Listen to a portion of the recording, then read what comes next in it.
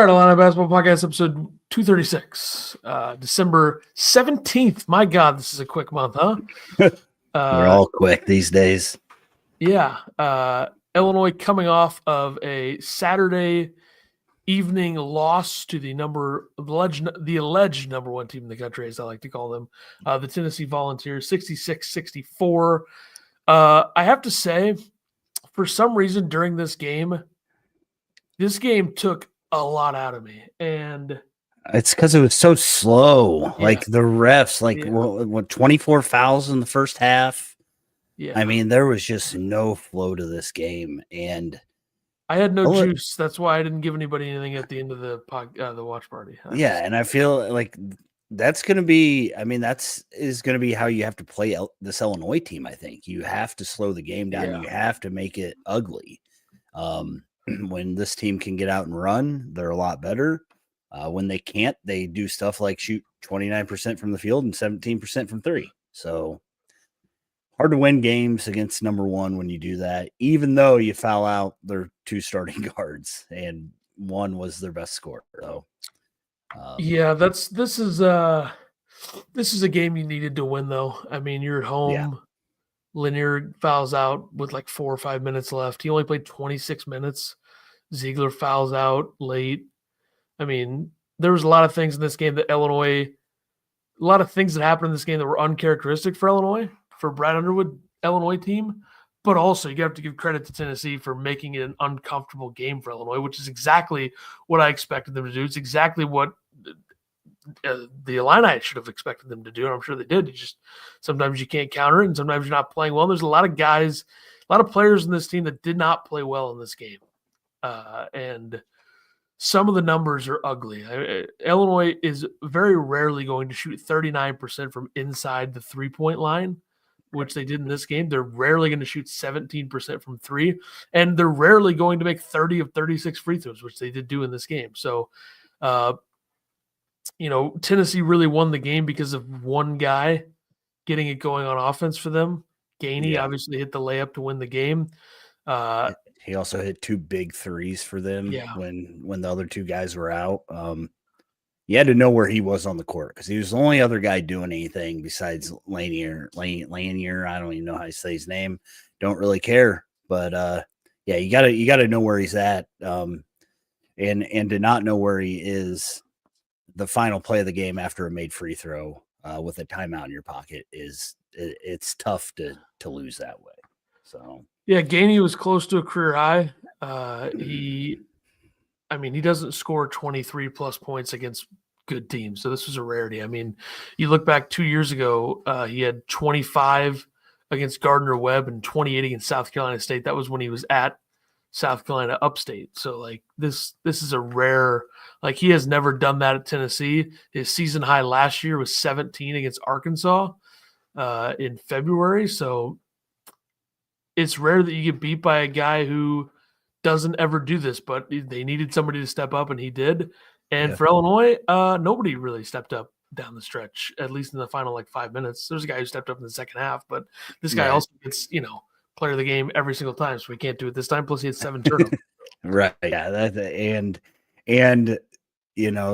think that was the hardest thing about player of the game this game. I went with Trey White again, just because he seemed to have the most efficient numbers out of the guys. 3 of 7 from the field, played 34 minutes, 1 of 2 from 3. He was perfect from the line, 4 for 4, 11 points. He did only have 2 rebounds. Illinois, I don't want to say they struggled rebounding, but there was a big play down the stretch where I think Tennessee got 3 offensive rebounds, kind of took the wind out of the sails. But, KJ, 7 turnovers. He was the guy that ended up being on Gainey on that last play. You got to make him switch directions. You got to stop ball. Boswell had a great game, I think. Could have been player of the game, but he didn't even know where he was on that last play. I think Gainey was probably his man. He didn't even know that he was inbounding the ball.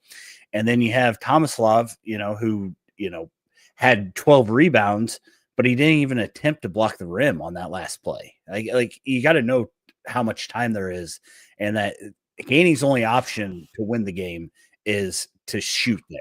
He's not going to give it up to the big. He's got to shoot there, and you got to protect the rim. So that's why I went with Trey White. I have no idea why you would go with Hummerhouse, but you did. I mean, look, a couple reasons. There's a lot of belief that this pick probably sucks, and that's fine. I'm not going to reward anybody else. Like, I thought he didn't hurt them in this game. There's a couple plays where he did. I think there's a rebound that was like, fine, you know. But yeah, having one rebound in 30 minutes, not great. But Not great. Tomislav was hogging him. You know, he had 12. It was a great rebound, though. Hummerhouse had fantastic. Hummerhouse had one of the best plays of the game on the rebound. Was an offensive rebound put back dunk. He made a three from the corner. First three of the game. It was a big three. No, I think if it was the first three of the game, it was when the game was real slogged up because I remember like they needed somebody to make a shot. I don't remember, so I was just. Yeah, I mean, Hummerhouse had an assist. You know, guy played solid ball. Yeah. I don't have as big a problem with Hummerhouse as everybody else. Highest offensive rating on KenPom for the team in this game was Ben Hummerhouse. Highest offensive rating in the game outside of Gainey and then guys off the bench for Tennessee that barely played. Played 15 minutes, Dubar and Phillips. So fourth best player in this game according to the offensive rating metric for KenPom. 2 for 5 from the field. I mean, you know, it's not. I don't think that he did anything that hurt you. I mean, the only having one rebound as the 4, you know, you kind of hope he pulls a few more down. But when does Will Riley become the punching bag? Because I mean, Illinois fans just love picking one out. Early in the season, it was Boswell. Then it became Hummerhouse, and now it's probably gonna be Will Riley next, if I had to guess. Yeah, people seem to think Will Riley should still be starting. He didn't have a great game here, but we'll get to the starters and the bench. Let's go through chat a little bit. Phillips says Ziegler should have been fouled out in the first half with some of the shit he got away with. Yeah, I mean, they were calling just everything, and then nothing at all. So it was weird. Guys that went to the rim didn't get a call. And then they were calling some ticky-tack stuff out front. So Embrat says, I don't know if it is Tennessee not actually number 1 because Illinois had a terrible game and barely lost. I mean, let's be real. Auburn should be number 1. The only reason Tennessee is still number 1 is because they're 10-0. So Tommy says, real tired of these bonehead fundamental lapses, like not stopping a full court drive, bring back Coach Anderson and get rid of Tyler, a second-rated assistant. I got to give props to Brad. Brad took credit. I don't know if that's the right accountability. Word, accountability. Thank you. For not using the timeout. Said that he should have. I think the other big hiccup is an inbounds play foul in a tie ball game, right? Foul. Yeah, I mean, Tomislav probably got grabbed, but yeah, he's holding on to his hip. If we're gonna call 47 fouls in a game, can we get that call? Can we call 45 that? fouls? Yeah. Sorry, but that's your play. Not even setting a screen, hoping that I think Tennessee read that well. They knew what they were doing. It was get it to Tomislav for a handoff back to Kasparis, and then the foul made sure that the fouling him made sure that they would get the ball. Yeah, I mean, because what do you lose? I mean, if you foul him. 1-1. To be fair, the foul Tommy? Ziegler probably had like 8 or 9 fouls in this game, but the one that he got fouled out on was an absurdly bad call. Yeah, but nothing we can do about it. Yep. Phillips says Tennessee is what they were last year: great physical defense and one consistent offensive player. They had 2 this game, but Jeffrey says just feel there are ways to get our guys open for better shots. Ben is being used for weak side defensive help. Yeah, he's being put on the worst scorer, the worst shooter. That's Ben's role. I think everybody knows it. Got to take pressure off KJ. I assume that's supposed to say to be the guy all the time. I will also say that I know that the guard screening worked in the last game and Trey White had 23 points or whatever he had. But this game, I think the pick and pop with Tomislav would have been a better option. Like that's the problem where I think you get into with Brad sometimes is this worked so good this game that we're going to do the same thing the next game. And when that thing's not working, we're just going to keep doing it. I know that he does adjust, but I think Tomislav only taking 2 threes in this game is, I mean, he's got to take more than that against a big that can't guard outside. So that was my only complaint with that. I think that Brad was heavily on staying with the guards, setting the screens on the outside. And the only one that sets the screen, Jake Davis. Jake Davis. I was going to say Ben Hummerhouse, but yeah, Jake Davis. Well, you're losing your mind. Sorry. I will say Kasparas, like, he had 7 turnovers. Yeah. But how many experienced, physical, really good defenders like Meshack is he going to see this season? That's the best player that's guarded him this year. True. Yeah. So I'm not too – I'd also like to go back and watch all of the turnovers because obviously I guarantee you all 7 of them weren't his fault. But there are a few I'm sure that were also avoidable. So right. I know a lot of people talk about the turnover numbers, but if anybody thinks that he's not going to be able to translate to the NBA level because of these turnovers, like it's not going to be an issue in the NBA, I don't think. Yeah. So I'm going to try to not monitor draft boards constantly because it's going to piss me off if they start sliding him because of turnover numbers when he's been good in every other way. And he's also 18 years old and he's a freshman and, he's better than Braden Smith. So Braden Smith, who Purdue getting embarrassed by Texas A&M, we'll talk about that. But yeah. KJ, probably his least efficient game he's had. Still scored 22 points, but he's 5 of 15 from the field, 2 of 7 from 3, 10 of 14 from the line, 3 rebounds, 2 assists, 1 steal. I mean, yeah, the 7 turnovers in the last play of the game is the only reason why he wasn't my player of the game. He did win Big Ten Freshman of the Week. Congratulations to him. But yep. Yeah, he's still solid. He's still Illinois' best scorer. You're gonna have some game. Like I think this is a good game for him. That you play a team like Tennessee and that's gonna rough you up and make you build. Word is that he was in the gym till 2 a.m. and you said that was terrible. I don't know what that meant. Just joking. Yeah. So he's a guy that wants to put in work. Got beat, stayed in the gym till 2 a.m., wants to get better. So having guys like that's huge.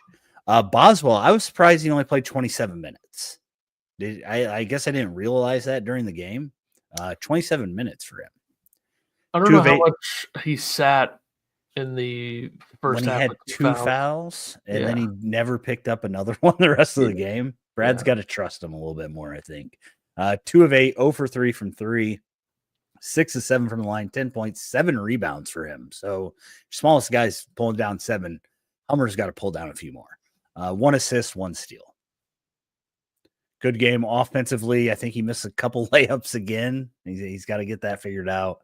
Like to see him knock down a 3 here or there, but Boswell, you're going to take him, his defense, what he does.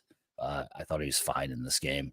And then Tomislav, 28 minutes, 1 for 5, 0 for 2 from 3, 2 for 2 from the line, 4 points, 12 rebounds, 1 assist, 1 block. Probably his worst game as an Illini so far. Needs to shoot more. He does need to shoot. Like I said, I don't know why they didn't do pick and pop more, but Jeffrey says still got to take pressure on him away. Got to get other guys to step up more. And at least 4 of KJ's turnovers were his fault. Yeah, we're fine with 4. Like Boswell only playing 27 minutes, I think is an impact there because that's another handler on the perimeter. And Will Riley is in a game like this. Will Riley, by the way, 20 minutes, 1 of 9, 0 for 4 from 3, 8 for 9 from the free throw line. Wow, that's great. I will take 8 for 9 from the free throw line. He got 8 of his 10 points from the line. Yeah, 10 points, 5 rebounds, 1 turnover. So Will Riley in a game like this at this stage is like completely useless. And that shouldn't be that big of a surprise. We should have known that coming into a game like this, where like Alabama and Arkansas, those are SEC teams. Like Alabama's really good, Arkansas is fine, whatever. I think Arkansas is going to really get held back by coaching and inability to shoot. But Tennessee is a different level of physicality, and we should not have expected Will Riley to do anything in this game. So the fact that he went 1 for 9 is maybe the thing that surprised me is they didn't go over 9. That's what surprises me. Yeah, I don't even remember his only basket layup. I think He missed a layup, Maybe a but he layup. probably made one. Yeah. Yeah, I think Brad, like as much as Brad talks about how good a shooter Will Riley is, he's got to do more to get him open and in space. He right now he just, I don't know, he just looks out of place trying to make moves on people to get himself shots. Because he's not a super fluid player. Right. Yeah. He's 6'8", 195, and he's not as talented as Kevin Durant. That's the problem, I think. Yeah. Riley takes shots when he's not really open. Jeffrey says, yeah, he does. He tries to create his own shot. And I'm sure Brad said, create your own shot. You got to set some off-ball screens. You got to do some things to get him open looks.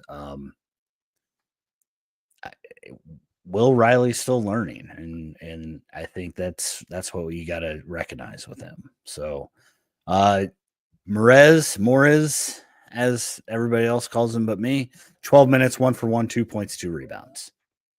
Would you like to see a little bit Morez time for Morez? Yeah, I mean, if he's playing 8 fewer minutes than Will Riley in a game like this, I think that's not great. What about the fact that Jake Davis played for 6? Like, can you just give all those minutes to No. Jake Davis should be playing more than DGL. So okay, well, they both played 6 minutes. Jake Davis had 2 fouls. Jake Davis is your screener. You need spacing. That's true. That's true. Like DGL, I mean, maybe teach the other guys to set a screen though. When is DGL going to like not have 3 fouls in 6 minutes? Like when is that not going to happen? Because like I just don't know. I don't know what the ceiling is there, and we're in year 2 now, and there's no real backup guard on the bench. I mean, DGL looks like this. DGL looks like the same guy he was last year. Which I guess is fine if he's going to play 6 minutes and maybe a few games he'll play a little bit more because he's making shots. But yeah, but people got excited about him because of what he did early. Well, he did that early. Didn't he have like 30 or 25 or something early last year in a game? Can I also say that Illinois is never going to win a game when Ivisic, Boswell, and Riley go 0 for 9 from 3? It's never. You're never going to. And if you add Caspers, that's 2 for 16. Like you're just never going to win a game that way. Right. Yeah. Caspers, by the way, 2 for 7 from 3, still 42% on the year. So no need to talk about his 3-point shooting. And the fact that, I mean, Tennessee only allowed Illinois to get 23 threes off when Brad wants to shoot 30. So Tennessee had a good game plan. Tennessee's a really good team. I didn't think they were going to win this game. So after, like, during the game, watching the game, I'm pissed off that they didn't win it because they had chances to win it. But I wasn't expecting a win out of this. Kerry Booth played maybe 30 seconds. I don't know what's up with that. People are questioning Jake Davis playing more than Kerry Booth. They do need to shrink. They do need to shrink the rotation, I think. But I don't know what you do. Like DGL is not giving you anything except fouls. You can't make shots. Jake Davis, good screener. You got to say, good screener. So maybe if he just helps everybody screen in practice, then doesn't play, that's fine. I think Jake Davis could be like a 35% 3-point shooter if he got more shots. He just how are you going to justify him playing more when he doesn't do anything outside of shoot and screen? But I will say he had 3 assists in the last 3 games he played in going into this, including 1 assist in the Northwestern game in 2 minutes and a missed layup. But other than that, I don't know. I think they need to shrink the rotation, but I also don't know what you do. Like right now, you're playing 9. You're playing 9 guys right now, but 2 of those guys are very unlikely to play fewer than or more than 10 minutes. And then Kerry Booth doesn't even really count right now. No, I like Kerry Booth is non-existent at this point, which So at this time last season, we'll say December, the game before, so Colgate, the game before Missouri, Illinois was basically playing an 8-man rotation with DGL playing a few minutes. So last year's team, it makes some sense. I mean, Hansberry might have been hurt in this game. That's why he didn't play the Colgate game last year. But I think an 8-man rotation is the sweet spot. But like, how do you give, like, what do you do? DGL, Davis, and Booth? Like, I don't know what you do. I don't know. I don't think this team's as deep as people probably thought they were going to be, because I don't think that they're giving you meaningful minutes off the bench. I think they have 10 guys that can play, but I don't think that it's quality depth as much. Right. But I think if I were looking at it between those three players, I would say, hey, Kerry Booth should probably be playing like 10 to 12 minutes a game between those three. Because what's he going to hurt? He's stretch 4. He can handle a little bit. He can shoot. Yeah. Like, I don't understand what's going on there. No. And I did say that, like, he didn't come to Illinois to play a lot of minutes, but you're telling me he can't give you 10 minutes right now when DGL and Jake Davis are giving you a combined 12 of 0 for 1 from 3 and 5 fouls? Like, I don't know. Yeah. And I'm not a DGL hater. I like him, athletic. Right. I was a supporter of his when he decided to come to Illinois, but I don't know what the ceiling is there, and I don't know what he really does outside of just foul. Like, he hasn't learned to be like Ziegler a little bit. Oh, of course, the reputation for Ziegler kind of lets him get away with stuff. Plus, he's 5'9". Sure, and he's played for 12 years, you know? Yeah. That's how it works. The chat is saying that you got to give Orange Crush a shout-out because they were rocking. Yeah, it's disappointing that they didn't win. You know, Orange Crush didn't deliver a win. No, I thought for the most part they were good. There was one part of the game where I was really looking for something to call them out on, and I did. You know, they were doing the arms cross thing, a little bit when Tennessee took a little bit of a lead. It's like a 4-point lead, and they just went silent. So, but yeah, they did a good job. It's too bad the team couldn't win. Jeffrey says that he thinks that Booth is soft body wise. Who cares? He's still 6'11" and a 8-foot wingspan. Like, he can guard the paint. Let him get beat up a little bit. Yeah, I don't understand why. I mean, he played at Notre Dame last year. It's not like he hasn't played, you know, high quality D1 basketball. It's not like he's from Mercer or something. Jake Davis is a good screener, all right? Best screener on the team. I didn't get any quotes because I really don't care. It was a busy day. And I didn't have time to listen to Brad Underwood. Did you listen to Brad Underwood? No. The only one that mattered to me was I should have called timeout. So and that's the worst part of this game, is they didn't call timeout. I don't get that at all. I don't know. I don't know how you lose the leading scorer on the team. Like great call by Rick Barnes to have him inbound the ball, knowing that Illinois wasn't going to come guard the ball. I mean, great move by him. So should have called timeout.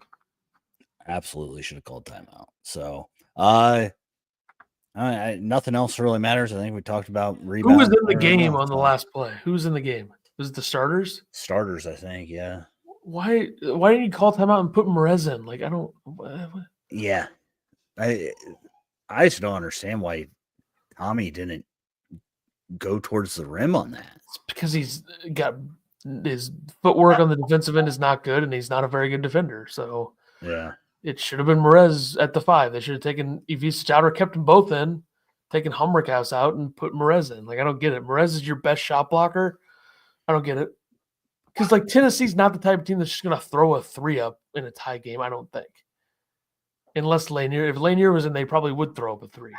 Yeah. But he shot 5 for 17 and fouled out. So that's tough when their best guy shoots 5 of 17, misses 4 free throws, and then you lose the game. What is wrong? It's troubling. But, yeah, it's good game for the viewers. Not 45 fouls called.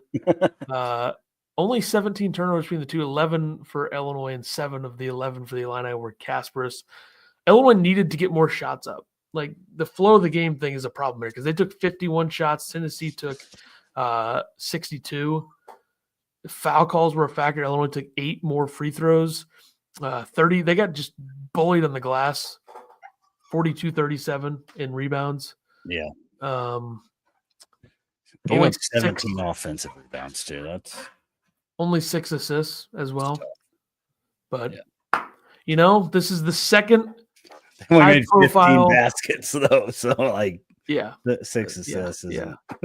No, but it was like pretty bad for a while. I think they got a few late, but I mean 50 of the 130 points came from the free throw line. Yeah, stupid. It was a stupid game. Terrible officiating. But back-to-back high-profile home and homes. Illinois loses both. Remember, they lost to Arizona in both of their home and home games with them. Now they lose to Tennessee in both. And you could argue they should have won both of the Tennessee ones. I don't know if you could do that with the Arizona ones, but last year, Tennessee, they probably should have won that game. This time, they should have won this game. And you can miss me with they'll learn from this end of game stuff after this. They have no more excuses with that. If Missouri's a close game and they fumble down the stretch, there's going to be a lot of criticism, as there should be. Yeah. And hopefully the Missouri game this year is like last year. Beat the piss out of those clowns. But we won't preview Missouri until, I guess, Friday because Missouri plays tonight. We don't want to get in the way. We don't want to misreport, spread misinformation about their numbers, Yeah, I agree. They have a huge test in Columbia at home against Jacksonville State tonight. Jacksonville State coming off of a big win over Utah Valley, so it'll be a great game. I'm sure people will be watching that instead of Florida, North Carolina. People should be watching golf tonight. Florida, North Carolina is not until later. Oh, okay. Golf starts in 17 minutes. Let's roll. All right, around college basketball in the Big Ten. Kentucky, they're playing some good ball under Mark Pope. They're now 10-1. They beat Louisville 93-85, a big-time game from Lamont Butler, the transfer from San Diego State. Listen to this stat line, folks. 33 points, 3 rebounds, 6 assists on 10 of 10 shooting from the field, 6 for 6 from 3. And the guy missed 5 free throws, 7 for 12 from the free throw line, but goes 10 for 10 from the field. So if he made every single free throw, this is a 38-point game on perfect shooting. But Kentucky looks good. Turns out when you have a coach who, has a little bit of modern-day X's and O's in him, that, the team looks more fun offensively. And that's where I was wrong about Pope. I didn't think about that factor enough. It felt weird with the way things ended at BYU last year, losing to that Duquesne team. But then I remembered, Calipari has done nothing to innovate anything in the last 5 years of this Kentucky program. So you bring in a guy like Pope. I don't know if this is a sustainable, it's Kentucky. They should be able to get the players every year, but we'll see if Pope can make it work every year. But so far it's working. But the SEC obviously is no joke, and that's going to be tough once they enter SEC play. Auburn. What a team this is, 9-1. They have the greatest offensive efficiency rating in KenPom history right now at 130.2. I don't know if another team has been 129. Did I see a thing where the difference between them and Tennessee in second is bigger than Tennessee and the team that's in 12th or something? Is that true, or was somebody lying to me on Twitter? Gonzaga's second. Okay, well, whoever's second, what's supposedly the gap between Tennessee or Auburn and whoever's in second? Second and 12. Yeah. All right, good talk. It's 5.5.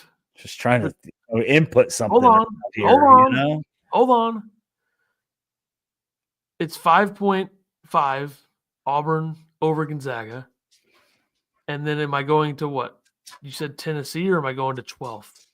I think it was 12th. It's 4.4 between Gonzaga and Duke. Okay. So the difference between Illinois' 29th in offense right now, and it's 12.9 between Auburn and last year's number one offense in the country was UConn at 127.5. So they're almost 3 points ahead of UConn in the rating right now, 130.2 is ridiculous. And it's not like they haven't played anybody. They played Houston, who's known for being elite defensively. They played Iowa State, who used to be known for being elite defensively, but now they are an elite defense, but everyone's talking about their offense because they have an offense finally. But they played Memphis, who has length, and their defense stinks, but they have length and athleticism. They just embarrassed Ohio State. I mean, Ohio State's lost 3 of 4 now. Their one win was a home game against Rutgers. I don't think Big Ten teams are going to get a ton of credit for home wins this year. Really, the road win's going to be the premium. But 91-53 Auburn beating Ohio State. And Auburn also has the best player in the country. Janai Broome is the best player in the country. 21 points, 20 rebounds, 6 assists against Ohio State, 3 blocks as well, 7 offensive rebounds. That's more than Ohio State had as a team. They had 5 in that game. They're really old. All 5 of their starters are seniors, some of which are fifth-year seniors. I know Bruce Pearl stunk last year in that tournament game against Yale, but I think this team's going to go far. I think they're just way, way, way too experienced, way too good to not go far. And the SEC is a conference, could be in historical territory here. You have Auburn, the number 1 offense in the country. Tennessee, the number 1 defense in the country. Florida, Alabama, Kentucky, all top 10 in offense. Ole Miss and Mississippi State are top 20 in offense. Texas A&M is the 6th best defense in the country. Oklahoma's 10-0. Texas, Georgia, Arkansas, Missouri are all scrappy teams. This is going to be a really, really hard league to play in. I mean, right now their conference net rating is 19.89. Last year, the number 1 conference in net rating was 16.6, and that was the Big 12. So almost a 5-point change, or more than a 5.7 change in net rating as a conference of the SEC so far in December. So we'll see how it gets in conference play, but it doesn't look easy for teams. I think Oklahoma has a stretch where they play Auburn and Tennessee back-to-back. Good luck with that. But I'll be really, really curious to see Florida tonight. It's a semi-away game for Florida, or for North Carolina, or for Florida. Hello, I'm speaking. I got it. Yes, you are. It's in Charlotte. It's in Charlotte. I like Florida tonight. I took them with the points. I will say, if you're looking to lose money, if you want to fade Ethan, you want to make money, you fade me. Yeah. But Florida's got a lot of length. I think they're going to really disrupt North Carolina. I don't think North Carolina is very good. I think we can, end the whole RJ Davis. Do we need him to play every year or the rest of his life? I don't know. UConn appears to be back. 3 straight wins that you can be like, okay, those are good wins. They beat Baylor. That was in stores. They go to Austin and beat Texas. And then they play MSG. They beat Gonzaga by 6. They look good. I know the Big East can be a hard conference to play in, but I would not be surprised at all if UConn is 6-0 to start the Big East. Their schedule: home against Xavier, at Butler, at DePaul, home against Providence. Shout out to Providence. It's tough, though. It's tough start to the year for them. At Georgetown, home against Creighton. And then, they could be 10-0 go in the Big East going to the Marquette game. The Big East is not a good league this year.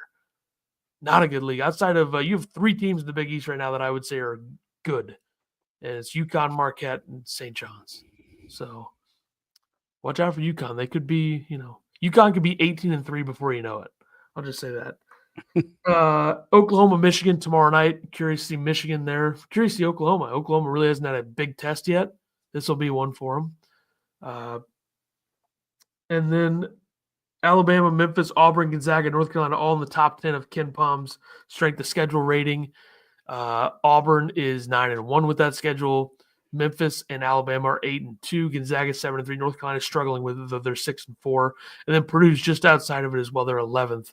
They're 8-3. Purdue losing by 4 in Indianapolis to Texas A&M on Saturday. So the Aggies taking care of business. And I definitely did not. It's too dark. Can't see. Definitely did not refer to Braden Smith as a. I didn't refer to Braden Smith as a bitch at all. That didn't happen on Saturday. No way I did that. So sure you did. So there you go. The Big Ten right now. There's 3 teams that are 2-0. It's Michigan, Michigan State, UCLA. UCLA, by the way, number 4 defensive efficiency in the country right now. Something to keep an eye on. And then Purdue, Auburn Saturday. We'll talk about that Friday, but.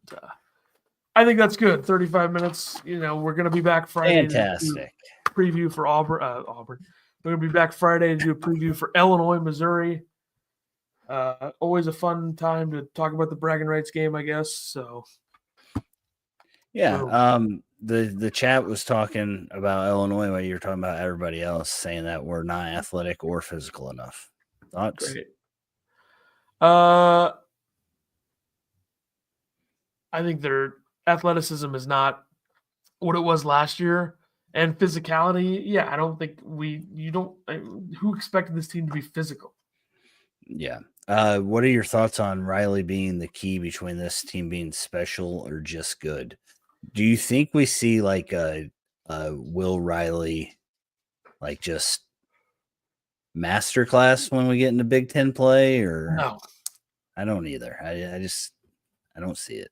Back to the physicality thing, by the way, not a lot of teams, especially young teams, are going to look physical enough against Tennessee. That's true. So that's kind of where I'm at on that. And did they lack physicality against Arkansas? Did they lack physicality against Alabama? I mean, the Alabama game there was no lack of physicality in that game. I think the two games this year, you're like, whoa, this team has a ways to go in some areas. Tennessee, and then, of course, the exhibition against Ole Miss. So, and the Northwestern thing, I don't know how Martinelli is good at basketball. I don't understand it, but he is.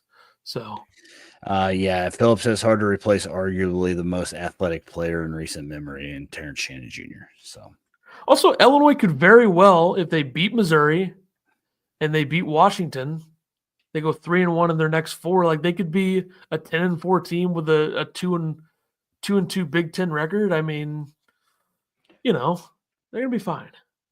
They're gonna be fine. Metrics like them still, so that's keep an eye on. I'm not worried about a loss to Tennessee. That narrative. You need that. I mean, was it at home and did they swing the line 4 points? Sure, but I wouldn't say worried. I'd say annoyed and disappointed would be the words that I would use. But they're going to be okay, and we'll preview the Missouri game on Friday. Looking forward to discussing that. So yes. Bama game looked not ready. Correct, not Tennessee. What? English. They looked fine. They looked ready against Alabama. It's just that Alabama looked more ready. Made like 23s right away. Yeah, I can still see Illinois winning the Big Ten. So and Alabama made like 3 threes in the first 5 minutes. And it was like 12-8. So it's not like it's not like they were getting killed. Oregon's good, so yeah, I could see that. I think in basketball and football, one of the newcomers is going to win. I think UCLA is going to win the Big Ten in basketball, and did